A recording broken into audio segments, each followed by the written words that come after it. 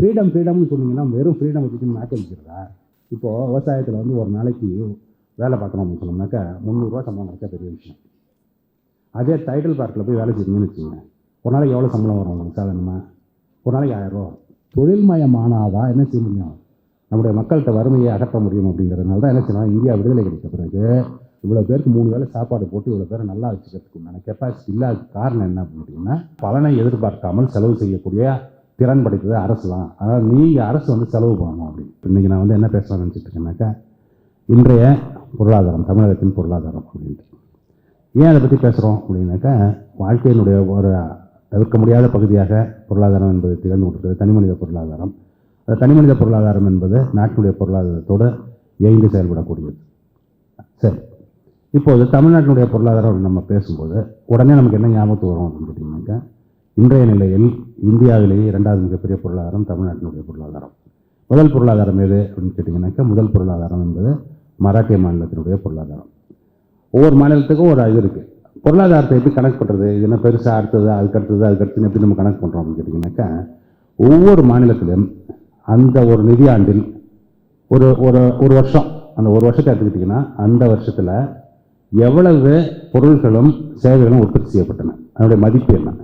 இப்போ வந்து விவசாயம் பண்ணுவாங்க, அது இல்லாமல் தொழிற்சாலைகள் இருக்கும், தொழிற்சாலைகளில் பொருட்களை உற்பத்தி பண்ணுவாங்க. அதுக்கப்புறம் என்ன இருக்கும், சர்வீசஸ்ன்னு சொல்கிறோம்ல. இப்போ ஆசிரியர்கள் இருப்பாங்க, அதுமாதிரி அவர்கள் வந்து அவர்கள் வேலையை, காவலர் இருப்பாங்க, அவங்க வேலையை பார்ப்பாங்க. அதுமாதிரி ஒவ்வொருத்தரும் அவங்கவுங்க பணியை நிறைவேற்றுவார்கள். சாஃப்ட்வேர் ஐடியில் இருக்கவங்க ஐடி வேலை தயார் பண்ணுவாங்க. அந்த மாதிரி எல்லாரும் அந்த எல்லைக்குள் இருக்கும் மக்கள் என்னென்ன பொருட்களையும் சேவைகளையும் உற்பத்தி செய்திருக்கிறார்கள், அதனுடைய மதிப்பு என்ன, ரூபாயில் கன்வெர்ட் பண்ணி ஒரு நம்பர் கொண்டு வர்றது. இந்த நம்பர் எதுக்கு வந்தது அப்படின்னு எனக்கு வரலாற்று ரீதியாக எடுத்து பார்த்துருக்கேன்னு சொன்னால், அமெரிக்காவில் வந்து ஒரு 1920களில் வந்து ஒரு பெரிய ஒரு மந்த நிலை விட்டது. கிரேட் டிப்ரெஷன் சொல்லுவாங்க. அது கிரேட் டிப்ரெஷன் என்ன ஆகும் அப்படின்னு கேட்டிங்கனாக்கா, ஒருத்தருக்கு வேலை இருக்காது, பொருள்களுக்கு வேலை இல்லாதனால என்னன்னா வருமானம் இருக்காது, வருமானம் இல்லாதனால என்னது பொருள்களை போய் யாரும் வாங்க மாட்டாங்க. அப்படின்னா அது சூழல்கிட்டே இருக்கும். எப்படின்னா மேலே எல்லாம் வறுமையை நோக்கி மக்கள் கீழே தள்ளப்பட்டு கொண்டே இருப்பார்கள். அந்த மாதிரி இருக்கும்பொழுது எப்படி அதுலேருந்து மீண்டு வர்றது அப்படிங்கும்போது பொருளாதார நிபுணர்களை கூப்பிட்டு அந்த அமெரிக்க அதிபர் கேட்குறாரு, என்னன்ட்டு என்ன செய்யலாம் இருக்குது அப்படின்ட்டு. அப்போ அவங்க என்ன சொல்கிறாங்க அப்படின்னு கேட்டிங்கன்னா, தனியார் யாரும் இந்த சமயத்தில் முதலீடு பண்ணுறதுக்கு முன் வர மாட்டாங்க. ஏன் அப்படின்னு கேட்டிங்கன்னா, தனியார்கள் முதலீடு பண்ணணும் அப்படின்னு சொன்னோம்னாக்கா, அவங்க ஒரு உற்பத்தி பண்ணுறாங்கன்னா அந்த பொருள் விற்கணும்னு நம்பிக்கை இருக்கணும். எப்போ விற்கும் பொருள், அப்போ மக்கள் கையில் காசு இருந்தால் தான் விற்கும். மக்களே வந்து வேலை இல்லாமல் வருமானம் இல்லாமல் அலைஞ்சிட்டு இருக்கான்னு வச்சுக்கோங்க, அவங்க எப்படி பொருளை வாங்குவாங்க? அப்போது இவங்க உற்பத்தி பண்ணாங்க, உற்பத்தி பண்ணது வாங்க ஃபேக்ட்ரியில் இருக்க வேண்டியது தான், யாரும் வந்து வாங்க மாட்டான். இப்போ ஹோட்டல் இருக்குன்னு வச்சுங்க, ஹோட்டலில் காலையில் இட்லி தோசைலாம் செஞ்சு வச்சுருக்காங்கனாக்கா யாராவது வந்து சாப்பிட்டாங்கன்னா அவனுக்கு விற்கும், விற்றாதானே அடுத்த வேலைக்கு அவன் தயார் பண்ணுவான். மக்கள் கையில் காசு இல்லைன்னா எப்படி வந்து சாப்பிடுவான்? அவன் சாப்பிட வரமாட்டான். அப்போ அவன் என்ன செய்வான்னு கேட்டிங்கன்னா, முதல் நாள் செஞ்சு வைப்பான், அடுத்த நாள் செஞ்சு வைப்பான், 3ஆம் நாள் என்ன செய்வான், கடையை மூடிடுவான். இப்படி தான் வந்து அங்கே நடந்துட்டு இருந்தது. அந்த மாதிரி இருக்கும்பொழுது என்ன செய்யறது அப்படின்னு கேட்டபொழுது அவங்க என்ன சொன்னாங்க அப்படின்னா, அரசு வந்து என்ன செய்யணும்னா, அதுதான் பலனை எதிர்பார்க்காமல் செலவு செய்யக்கூடிய திறன் படைத்தது அரசு தான். அதாவது நீங்கள் அரசு வந்து செலவு பண்ணணும் அப்படின்னு. அரசு எப்படி செலவு பண்ணுறது அப்படின்னு கேட்கும்போது சொன்னால், நம்ம நாடு ரொம்ப பெரிய நாடாக இருக்குது, போக்குவரத்து வசதியெல்லாம் ரொம்ப கம்மியாக இருக்குது. அதனால் அரசு வந்து என்ன செய்ய முடியும்னாக்கா, ஊரெல்லாம் ரோடாக போடும் அப்படின்ட்டு. ரோடாக போட்டுட்டு இருக்காரு வரிசையாக. அப்போ ரோடு எப்படி போடுறது அப்படின்னு கேட்டிங்கன்னா, யாரெல்லாம் வேலை செய்ய விருப்பம், யாருக்கெல்லாம் சம்பளம் வேணுமோ அவங்களாம் வந்து வேலை செய்யுங்க அப்படின்னு சொல்லி அவர்கள் எல்லாம் மழைக்கு வரப்பட்டு அப்படி கட்டப்பட்டது தான் அமெரிக்காவில் இருக்கக்கூடிய இன்றைய பெரிய பெரிய ரோடுகள்லாம். அமெரிக்காவுடைய ஹைவே பார்க்குறோம்ல, இந்த பக்கம் பார்த்திங்கன்னா 6 லேன், அந்த பக்கம் 6 லேன் இருக்கும். அதெல்லாம் எப்படி போடப்பட்டது அப்படின்னு கேட்டிங்கனாக்கா, மக்களுக்கு வேலைவாய்ப்பு வழங்குவதற்காக. அப்போ அந்த அதிபர் கேட்குறாரு, சரியா செலவு பண்ணுங்கிறிய, எவ்வளோ செலவு பண்ணணும் அப்படின்னு கேட்டபோது அவங்க வந்து எதோ இவ்வளோ பண்ணணும் அப்படின்னு, இத்தனை ரூபான்னு சொல்லாமல் நம்மளுக்கு எவ்வளோ பொருளாதாரம் இருக்கோ அந்த பொருளாதாரத்தில் 10% பண்ணுங்க அப்படின்னு. அப்போ நம்ம பொருளாதாரம் எவ்வளவு அப்படின்னு கேட்டபோது யாருக்கும் சொல்லித்தரல. அப்போ தான் என்ன பண்ணாங்க அப்படின்னு கேட்டிங்கனாக்கா, ஒவ்வொரு துறையாக கணக்கு எடுக்கிறாங்க. கணக்கு எடுத்து எல்லாத்தையும் பணமாக மாற்றி டாலராக மாற்றி மொத்தமாக எல்லாத்தையும் கூட்டி, ஆக அமெரிக்காவுடைய பொருளாதாரத்தினுடைய அளவு இது அப்படின்னு முடிவு பண்ணுறாங்க. அதை பார்த்துட்டா என்ன செஞ்சாங்கன்னா, எல்லா நாடுகளும் என்ன செஞ்சாங்க அப்படின்னு கேட்டிங்கன்னா, அவ்வளோவா அந்த மாதிரி ஒரு கணக்கு போட ஆரம்பித்தாங்க. நமக்கு விடுதலை கிடைச்ச பிறகு என்ன பண்ணுறோம் அப்படின்னு கேட்டிங்கனாக்கா, மாநிலங்களாக மொழிவாரி மாநிலங்களாக பிரிஞ்சதுக்கப்புறம் அந்தந்த மாநிலங்கள் எவ்வளோ வளர்ச்சி பெறுகிறது, எங்கே இருக்கும் அப்படின்னு பார்க்கறதுக்காக என்ன செய்கிறோம்னாக்கா, ஒவ்வொரு மாநிலத்துக்கும் ஸ்டேட் டொமஸ்டிக் ப்ராடக்ட் அப்படின்னு அதுக்கு பேர், அதை கணக்கு பண்ணுறோம். அது மாதிரி கணக்கு பண்ணால் தமிழ்நாட்டினுடைய அளவு எங்கே இருக்குது அப்படின்னு கேட்டிங்கனாக்கா, வரிசையாக லிஸ்ட்டு போட்டிங்கன்னு வச்சுக்கோங்க, 29 மாநிலத்தையும் 28 மாநிலத்தையும் வரிசையாக கணக்கெடுத்து போட்டிங்க அப்படின்னு சொன்னோம்னாக்கா, அதில் 2வது பெரிய இடத்துல சைஸ் அது பெருசாக இருக்கும். இப்போ நம்மளுக்கு வந்து இப்போ நம்மளுடைய நிதியமைச்சர் வந்து நம்ம பட்ஜெட்டை தாக்கல் செய்யும்போது என்ன சொல்லியிருக்காருனாக்கா, நம்ம தமிழ்நாட்டினுடைய பொருளாதாரம் கிட்டத்தட்ட 28 லட்சம்லேருந்து 28 லட்சம் கோடி வருஷத்துக்கு இருக்கும் அப்படின்னு கணக்கு பண்ணுறாங்க. நம்ம தமிழ்நாட்டில் உற்பத்தியாகும் பொருட்களின் மதிப்பு அப்படிங்கிறது 28 லட்சம் கோடி. மகாராஷ்டிராவில் எவ்வளோ இருக்கணும்? 36 லட்சம் 35 லட்சம் கோடி இருக்கும். ஒரு காலத்தில் எப்படி இருக்கணும் அப்படின்னு கேட்டிங்கனாக்கா, மகாராஷ்டிராவுடைய அளவில் பாதி தான் இருக்கும். இப்போ எப்படி இருக்கும் அப்படின்னு கேட்டிங்கன்னா, மகாராஷ்டிராவுடைய அளவில் முக்கால்வாசிக்கு வந்துட்டோம். இப்படி தான் இருந்தோமா நம்ம ஆரம்பத்திலேருந்து. நமக்கு விடுதலை கிடைக்கிறது வெள்ளைக்காரன் விடுதலை கிடைக்கிறது 1947. அதுக்கப்புறம் எத்தனை வருஷம் ஆயிருக்கு? இப்போ 75 வருஷம் ஆச்சா? இதில் நம்ம பொருளாதாரம் எப்படிலாம் இருந்திருக்கு அப்படின்னு பார்த்தீங்க அப்படின்னு சொன்னால், 1947, 1950, 1960 கூட பார்த்தீங்கன்னா, 70 கூட பார்த்தீங்கன்னாக்கா எப்படி இருக்கும் அப்படின்னு கேட்டிங்கன்னா, வட இந்தியாவில் இருக்கக்கூடிய உத்தரப்பிரதேசம், அப்புறம் வந்து இமாச்சல பிரதேசம், பஞ்சாப், அதுலேருந்து ரொம்ப வளமையான மாநிலங்கள். நம்மளாம் ரொம்ப இட்டு போனோம். நம்மள்ட்ட என்ன கிடையாது, அந்த அளவுக்கு வருமானமும் கிடையாது, அந்த அளவுக்கு செல்வமும் கிடையாது. நம்மளாம் எப்படி இருந்தோம்னாக்கா ரொம்ப பரம ஏழைகளாக தான் இருந்தோம். எந்த அளவுக்கு ஏழையாக இருந்தோம் கேட்டிங்கன்னா, நமக்கு பீகாருக்குலாம் வித்தியாசமே கிடையாது. அந்த அளவுக்கு இதாக நம்மளோட பீகார்லாம் கூட நல்லா இருந்தோம். அப்படி இருந்தோம். என்ன காரணம் அப்படின்னு பார்த்தீங்கன்னு சொன்னாக்கா, அந்த சமயத்துலலாம் பொருளாதாரம் வந்து நல்லா இருக்கணும் அப்படின்னு சொன்னால் அடிப்படையில் எப்படி இருக்கணும்னாக்கா, நீர் வளம் நிறையா இருக்கணும். ஏன்னா விவசாயம் அப்போ வந்து தொழில்கள்லாம் பெரிய தொழிலெலாம் கிடையாது, சர்வீசஸ்லாம் பெருசாக கிடையாது. இப்போ என்ன இருந்தது அப்படின்னு கேட்டிங்கன்னா, விவசாயம் தான் பெரிய தொழில். அதுதான் நீங்கள் இப்போ நிறைய பேர் சொல்லுவாங்க, இப்போ கூட மேடையில் தெரியாமல் சொல்லிட்டு இருக்காங்க, என்னது இந்தியா ஒரு விவசாய நாடு, இந்தியா ஒரு விவசாய நாடுன்னு. இந்தியா ஒரு விவசாய நாடுன்னு சொல்கிறது எப்படின்னா, அப்போ சொன்ன கதை. என்ன சொன்ன கதை? 50, 60 பார்த்தீங்க அப்படின்னா வேறு எந்த பெரிய தொழிலும் இல்லாத போது வேளாண்மை தான் ஒரே தொழில். அந்த வேளாண்மை வேணும்னு என்ன வேணும்? வற்றாத ஜீவநதிகள் ஓடணும்.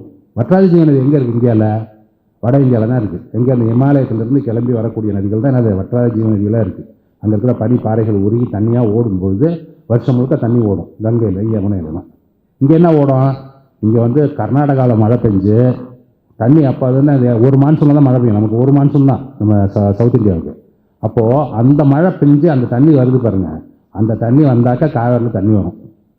அது எப்போ வரும்னு தெரியாது, எப்போயாவது வரும், ஆனால் வரும். அப்படி இருந்தது. ஆனால் அவன் வருஷம்லாம் 365 நாளும் போடுறது போய் இங்கே 6 மாதம் வந்தால் பெரிய விஷயம்.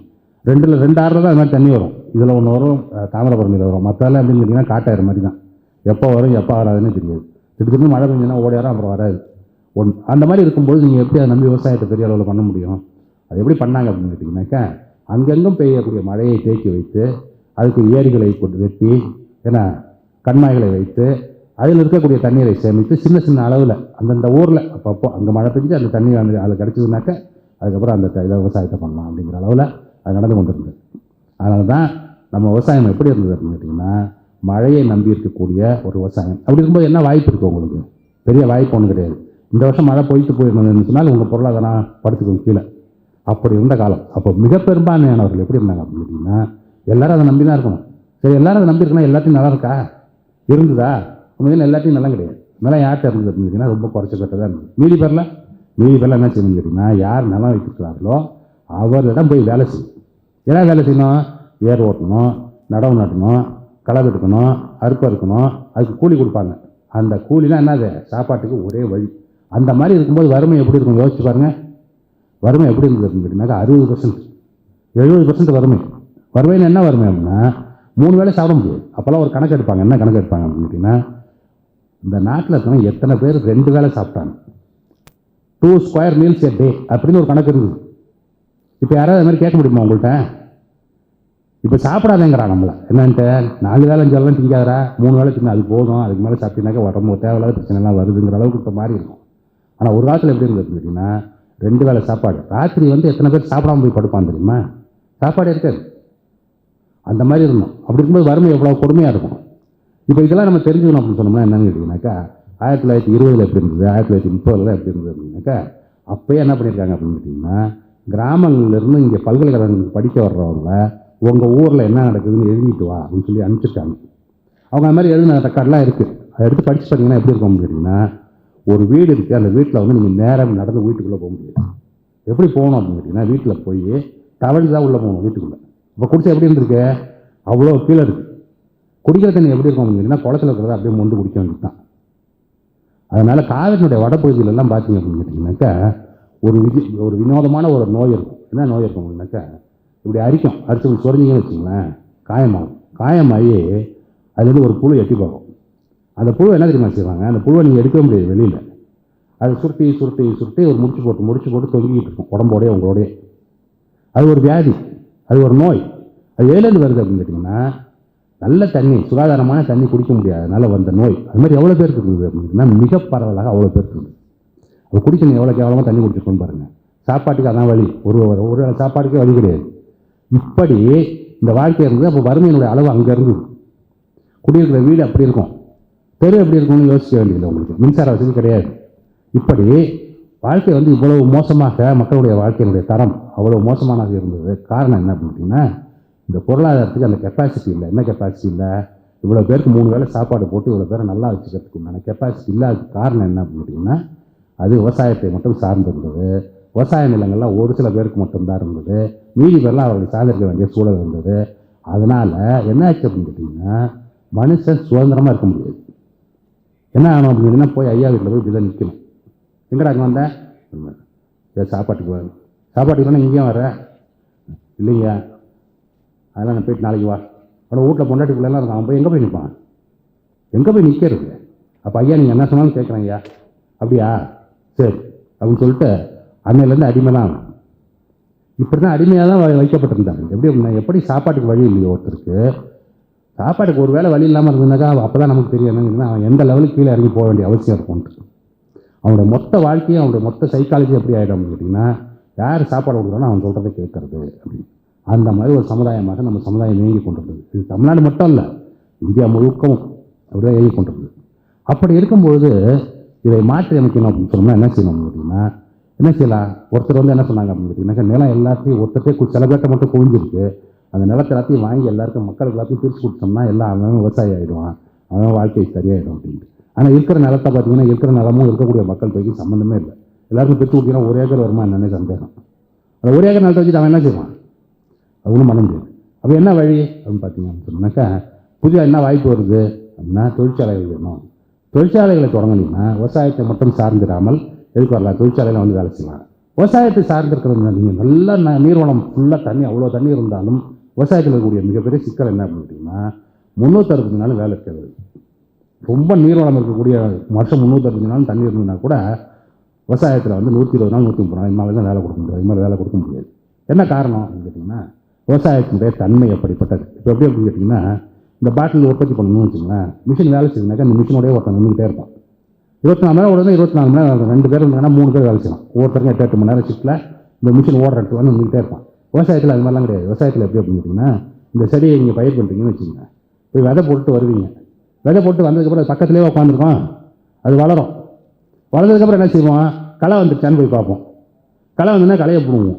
அதுக்கப்புறம் என்ன செய்வோம்? விட்டுருவோம், அது பாட்டில் வளர்ந்துட்டு இருக்கும். அப்புறம் அடுத்தது பூ பூக்குதான்னு பார்ப்போம். பூ பூத்ததுக்கப்புறம் அது பூவை பறிச்சுருவோம். இவ்வளோ தான் வேலை இல்லை. அதில் தான் பார்த்தீங்கன்னா 365 நாளில் 120 நாள் மேக்ஸிமம் எல்லா பெரிய நிறைய விவசாயம் செய்கிற இடத்துலேயே அவ்வளோதான் வேலை இருக்கும். அது மாதிரி இருக்கும்போது எப்படி அவனுக்கு 365 நாள் சாப்பிட்றது? 120 நாள் வரைக்கும் 365 நாள் சாப்பிட்றது எப்படி? அப்போ அதனால தான் அந்த வறுமை அந்த அளவுக்கு இருந்தது. அதுவே விவசாயம் இல்லாத வேறு தொழில்களுக்கு போகிறீங்க அப்படின்னு சொன்னீங்கன்னாக்கா அங்கே என்ன செய்ய முடியும் உங்களால் அப்படின்னு கேட்டிங்கனாக்கா? தொடர்ந்து வேலை செய்ய முடியும். அப்போது என்ன செஞ்சாங்க அப்படின்னு கேட்டிங்கனாக்கா, நம்ம தொழில்மயமானாதான் என்ன செய்ய முடியும்?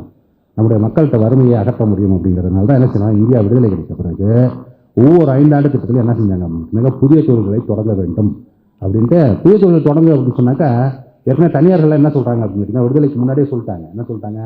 நம்ம இந்தியா நாடு பெரிய நாடாக இருக்குது, இங்கே இருக்க மக்கள் இவ்வளோ பேர் இருக்காங்க, இவ்வளோ பேருக்கு வேலை கொடுக்கணும், இவ்வளோ தொழில் முதலீடு பண்ணணும், அந்த முதலீடு பண்ணுற அளவுக்குலாம் நம்மள்கிட்ட பணம் கிடையாது அப்படின்னு சொல்லிட்டாங்க. அப்போ யார் பண்ணுறது அப்படின்னு சொல்லும்போது, அப்பொழுது தான் என்ன செஞ்சாங்க அப்படின்னு கேட்டிங்கனாக்கா, 1920களில் ஏற்பட்ட மார்க்சிய புரட்சியின் காரணமாக தோற்றுவிக்கப்பட்ட சோவியத் யூனியன் அந்த நாடை பார்த்துட்டு என்ன செஞ்சாங்க அப்படின்னு கேட்டிங்கன்னா, அரசே இதெல்லாம் முன்னெடுக்கலாம் அப்படின்னு சொல்லிட்டு.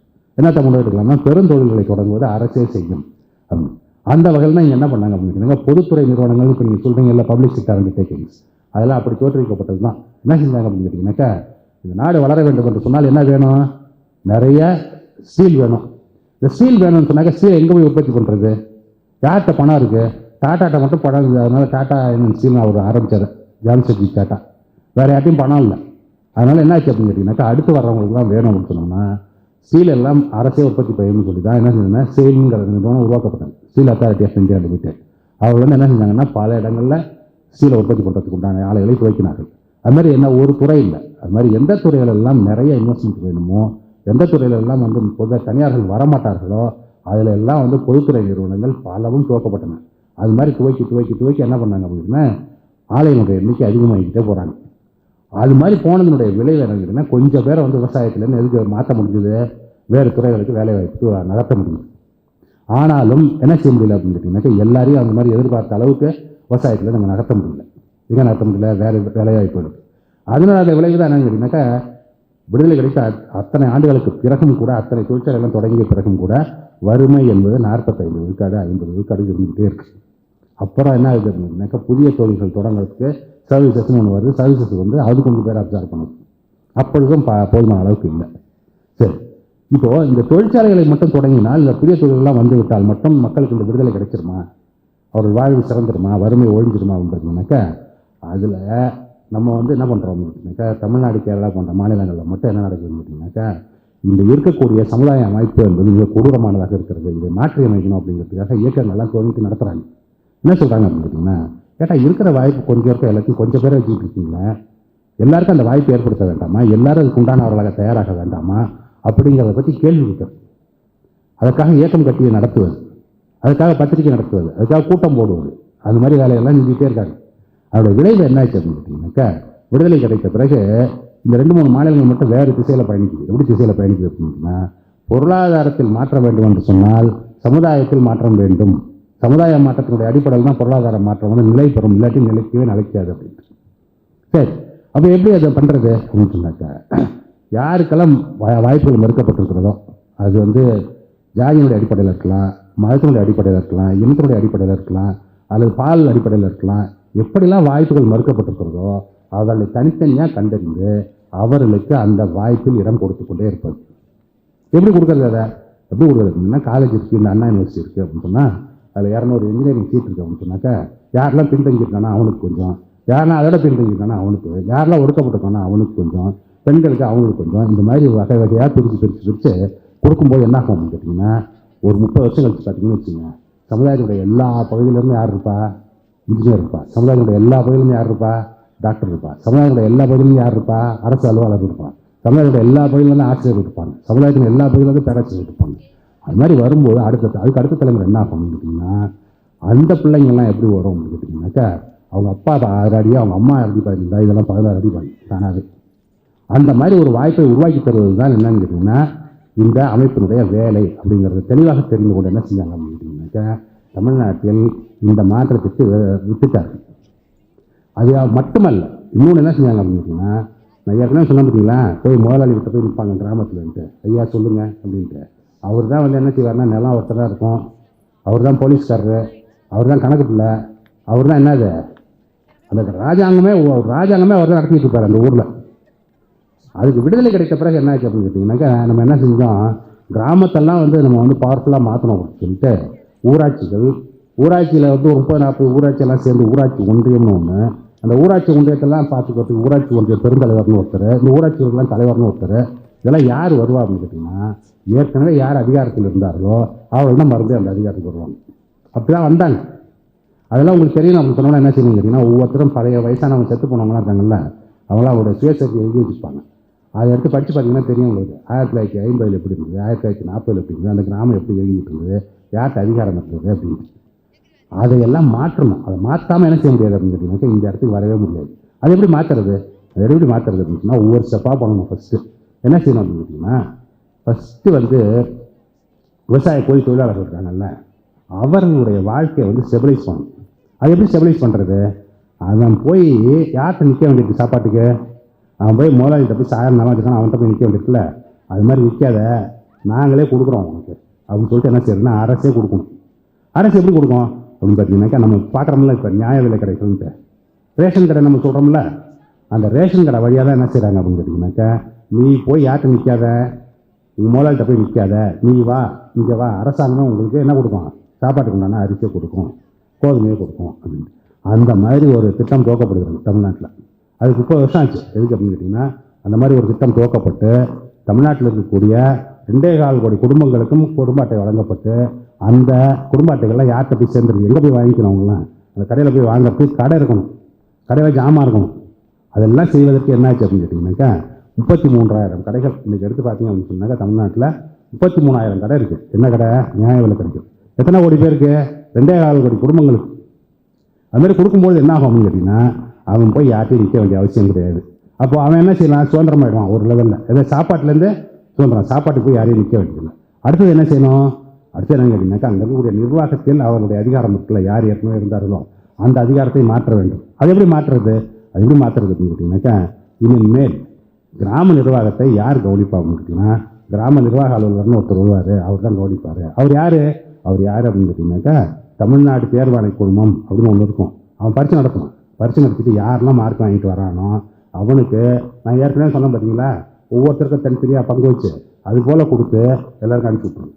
அப்போ ஒரு ஊர் எடுத்து பார்த்தீங்க அப்படின்னு சொன்னால், அந்த ஊரில் ஏதோ ஒரு மாவட்டத்திலேருந்து வந்த ஒருத்தன், அந்த ஊருக்கு அந்த ஜாதிக்கு அங்கே இருக்கக்கூடிய செல்வாக்கு எந்த சம்மந்தமும் இல்லாமல் ஒருத்தன் வந்து என்னவா உட்காந்துருப்பான்? கிராம நிர்வாக அலுவலராக வந்து உட்காருவான். அது மாதிரி உட்காரும்போது என்ன ஆகும் கேட்டிங்கனாக்கா, அரசாங்கம் என்ன நினைக்கிறதோ அதுதான் அங்கே செயல்படுமே தவிர, அங்கே இருக்கிற பெரிய வசதியானவரும் வலுவானவரும் இருக்கார்ல, அவர் என்ன சொல்கிறாரோ, அவர் என்ன நினைக்கிறாரோ அது நடக்காது. அதுமாதிரி நடக்காது. அதே போல் என்ன செய்யறது அப்படின்னு கேட்டிங்கனாக்கா, அரசு நிர்வாகத்தில் எல்லோருக்கும் பங்கு அப்படின்னு, எல்லாருக்கும் ரெப்ரஸன்டேஷன் அப்படின்னு வரும்பொழுது அதனுடைய தன்மையே மாறிடும். அப்போ அது ரெண்டாச்சா.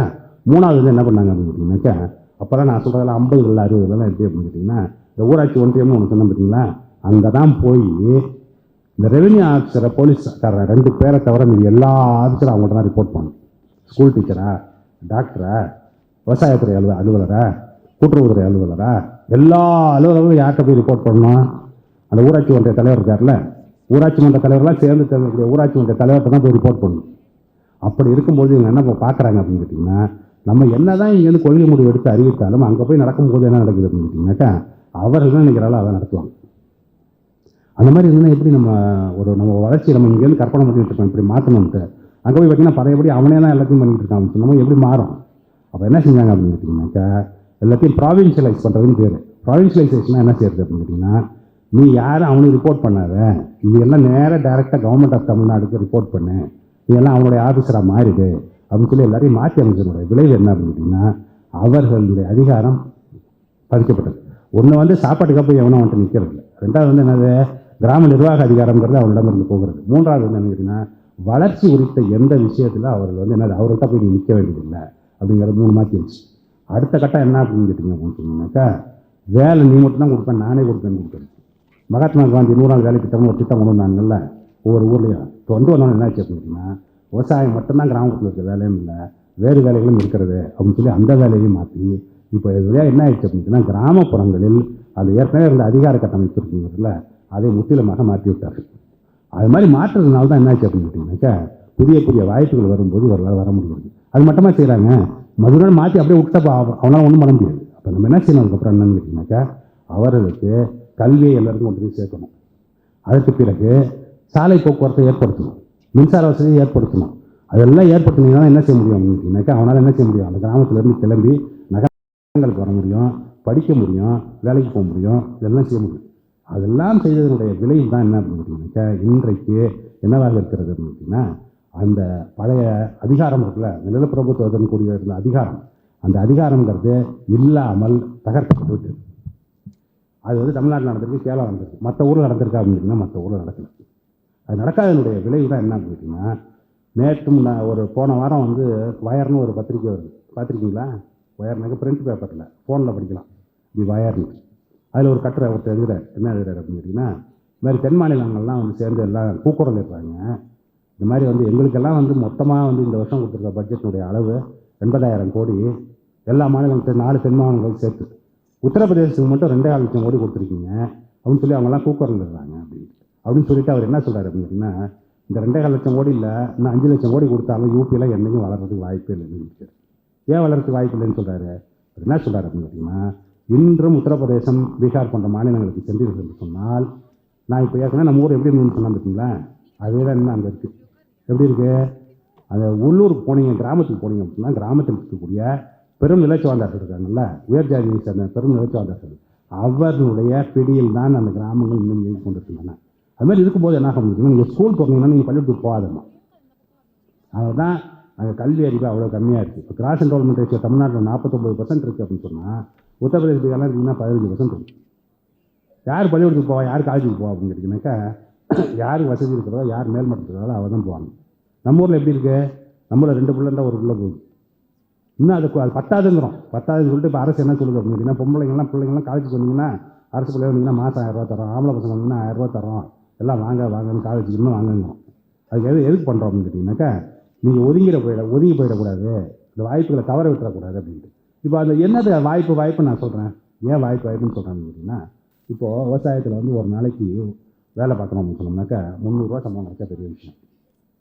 அதே டைட்டில் பார்க்கில் போய் வேலை செய்யணும்னு வச்சுக்கோங்க, ஒரு நாளைக்கு எவ்வளோ சம்பளம் வரும் உங்களுக்கு சாதாரணமாக? ஒரு நாளைக்கு 1000 ரூபா, மாதம் 30,000 ரூபா. ரொம்ப அடிப்படையில் நான் சொல்கிறேன். அதுக்கு மேலே இன்னும் பெருசாக எல்லாம் பண்ணிகிட்டு இருக்கோம். இப்போ குளோபல் கேப்பபிலிட்டி சென்டர்ஸ்னு சொல்கிறோம். இந்த குளோபல் கேப்பபிலிட்டி சென்டர்ஸ்லாம் மெட்ராஸில் அவ்வளோ வந்துகிட்டு இருக்கு. அதில் ஒரு வேலைக்கு போனீங்க, ஒரு வேலைக்கு ஒரு ஆள் போகுது அப்படின்னு சொன்னாக்க மாத சம்பளம் 1 லட்ச ரூபாய்க்கு மேலே வரும். அந்த மாதிரி வாய்ப்புகள் வர வேண்டும் என்று சொன்னால் என்ன செய்யணும் அப்படின்னு கேட்டிங்கன்னா, அந்த வாய்ப்புகளை கைப்பற்றக்கூடியவர்களாக நாம் மாற வேண்டும். அதுதான் என்னென்ன கேப்பபிலிட்டிஸ்ங்கிறது. என்னது கேப்பபிலிட்டிஸ்? இதை வந்து நம்ம வந்து என்ன பண்ணிகிட்டு இருக்கோம்? 1920 நம்ம பண்ணிகிட்டு இருக்கோம். அமர்த்தியசன்கிற ஒரு பொருளாதார நிபுணர் கேள்விப்பட்டிருக்கீங்களா? உலக நோபல் பரிசு பெற்ற பொருளாதார நிபுணர். அவர் என்ன சொல்கிறார் அப்படின்னு கேட்டிங்கன்னா, ஃப்ரீடம்னு சொன்னீங்கன்னா வெறும் ஃப்ரீடம் வச்சுட்டு நாக்க வைக்கிறதா? அதுக்கு மீனிங்கே கிடையாது. ஃப்ரீடம்னு சொன்னால் என்ன இருக்கணும் அப்படின்னாக்கா, அவங்களுக்கு அந்த கேப்பபிலிட்டி இருக்கணும். என்ன கேப்பபிலிட்டி இருக்கணும்? அந்த ஃப்ரீடத்தை அடைவதற்கு உண்டான கேப்பபிலிட்டி இருக்கணும். கேப்பபிள் இல்லாமல் என்ன வெறும் ஃப்ரீடம் சொன்னீங்கன்னா வெறும் ஓட்டு போடுற மிஷின் ஆயிடும், அவ்வளோதான். இப்போ உத்தரப்பிரதேசத்தில் தான் நடந்துகிட்டு இருக்கு. என்ன நடந்துகிட்டு இருக்கு அப்படின்னாக்கா, வெறும் ஓட்டு போடுறதுக்கு மட்டும் தான் அவன் வேணும். மற்றபடி அவன் ஃப்ரீடத்துக்கு என்ன கிடையாது, பொருள் கிடையாது. தமிழ்நாட்டில் இருக்கவங்களுக்கு என்ன பொருள் இருக்குது அப்படின்னு கேட்டிங்கன்னா, படிப்பதற்கு ஃப்ரீடம் இருக்கிறது, போகிறதுக்கு ஃப்ரீடம் இருக்கிறது. என்னது அடுத்து வேலைவாய்ப்பு வரும்போது அந்த வேலைவாய்ப்பை பெறுவதற்கு உண்டான ஃப்ரீடம் இருக்கிறது. அந்த கேப்பபிலிட்டி வந்ததுன்னா அந்த ஃப்ரீடம், அப்போ தான் அந்த பொருள் வரும், இல்லாட்டி அந்த பொருளே வராது. அப்படிப்பட்ட ஒரு அமைப்பை நீங்கள் என்ன செஞ்சுருக்கோம்னாக்கா 100 வருஷத்தில் மாற்றி வைத்திருக்கிறோம். அதனால தான் என்ன ஆயிருக்கு அப்படின்னாக்கா, பீகார் அளவுக்கு இருந்த வறுமையும் உத்தரப்பிரதேசம் இருந்த வறுமையும் இன்றைக்கு தமிழ்நாட்டில் இல்லை. என்ன சொல்கிறான் அப்படின்னு கேட்டிங்கன்னா, நித்தி ஆயோக் வந்து போன 2 வாரத்துக்கு முன்னாடி ஒரு அறிக்கை வெளியிட்டிருக்காங்க. என்ன வெளியிட்டிருக்காங்கன்னா, மல்டி டைமென்ஷனல் பாவர்ட்டி அப்படின்னு சொல்லி. இந்த மல்டி டைமென்ஷனல் பாவர்ட்டியில் பார்த்தீங்க அப்படின்னு சொன்னால் தமிழ்நாடு வந்து ஒன் ஆஃப் த லோயஸ்ட்.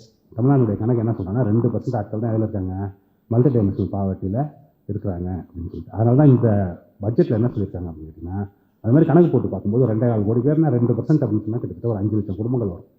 அந்த 5 லட்சம் குடும்பங்களையும் அடுத்த 2 ஆண்டுகளில் வறுமையிலிருந்து நம்ம மீட்டு விட்டோம் என்று சொன்னால், இந்தியாவிலேயே முதன்முறையாக வறுமையை ஒழித்த மாநிலமாக தமிழ்நாடு மாறுவதற்கு உண்டான அனைத்து வாய்ப்புகளும் இருக்கிறது. அது எப்படி சாத்தியப்பட்டிருக்கு அப்படின்னு கேட்டிங்கன்னாக்கா, இப்படி தான் சாத்தியப்பட்டிருக்கிறது. எப்படி சாத்தியப்பட்டிருக்கிறது? இந்த சமூக மாற்றத்தின் வழியாக தான் அந்த பொருளாதார மாற்றம் அப்படிங்கிறது சாத்தியப்பட்டிருக்கிறது. அதனால தான் வந்து இன்றைக்கி தனிநபர் வருமானம் என்று எடுத்துக்கொண்டிருக்கிறது சொன்னால் இந்தியாவுடைய சராசரியை விட 2.5 மடங்கு கூட இருக்குது தமிழ்நாட்டில். அப்போ இந்த வளர்ச்சி எப்படி போயிட்டு இருக்கோம்? இதுக்கு உண்டான அடிக்கட்டமைப்பு இருக்கிற அந்த வசதிகள் எல்லாம் பண்ணி வச்சுருக்கோம். இப்போயே முடிச்சிடறேன், வேண்டியதில்லை, 5 நிமிஷம் என்ன. அதனால தான் என்ன சொல்கிறோம்னு கேட்டிங்கனாக்கா, இந்த அமைப்பு என்பது மாற்றப்பட வேண்டும் என்று சொன்னால், உத்தரப்பிரதேசத்துக்கு அவர் எழுதுகிறார். என்ன எழுதுறாருன்னா, உத்தரப்பிரதேசம் தமிழ்நாடாக மாற வேண்டும் என்று சொன்னால், கேரளாவாக மாற வேண்டும் என்று சொன்னால், நீங்கள் என்ன செய்யணும்? தமிழ்நாட்டில் என்னென்ன மாற்றங்கள் எல்லாம் கொண்டு வந்தோமோ அது போன்ற மாற்றங்களை அதில் கொண்டு வாருங்கள் அப்படின்னு சொல்கிறாங்க. அந்த மாற்றம் எப்படி வரும் அப்படின்னு கேட்டிங்கன்னா, அந்த மாற்றம் வரணும்னா அதுக்கான இயக்கங்கள் வரணும். அந்த மாதிரி இயக்கமே அங்கே காணும். அது மாதிரி இருக்கும்போது தான் நமக்கு பதைக்குது. என்னென்னா, இவ்வளோ பணம், இவ்வளோ எத்தனை லட்சம் கோடி செலவானாலும் மக்கள் நம்மளுக்கு சக இந்தியன் வந்து எவ்வளோ கஷ்டப்பட்டுட்டு இருக்கான், எந்த வாய்ப்பு மறுக்கப்பட்டு வறுமையில் உழந்து கொண்டிருக்கிறாரு, அங்கே இருக்கிற பெண்ணுக்கு படிக்கிறதுக்கு வாய்ப்பு இல்லையே அப்படிங்கிற அது அவனுக்கு பெரிய மனப்பதட்டத்தை உருவாக்குறது. அந்த மனப்பதட்டத்தை போக்க வேண்டும் என்று சொன்னால், இங்கே இருக்கிற பாடங்கள் எல்லாம் நாம் என்ன செய்திருக்கோம் அவர்களுக்கு சென்று சேர வேண்டும். அதற்கெல்லாம் நீங்கள் எல்லாம் தான் தூதுவர்களாக இருந்து செயல்பட வேண்டும் என்று கேட்டுக்கொண்டு இந்த வாய்ப்புக்கு நன்றி கூறுவது.